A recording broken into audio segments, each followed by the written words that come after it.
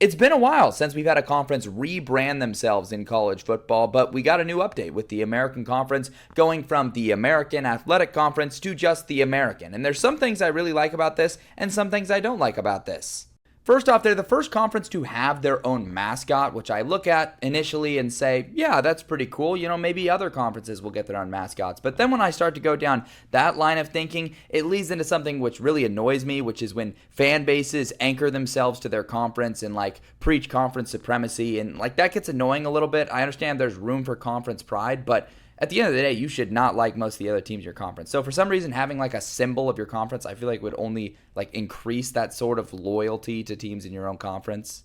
The other change is they dropped athletic from their name. Initially, it was American Athletic Conference. I understand why they did that. It makes more sense. It flows a little better to say American Conference. But I also really like the AAC acronym. And some people were saying they get confused between the AAC and the ACC sometimes.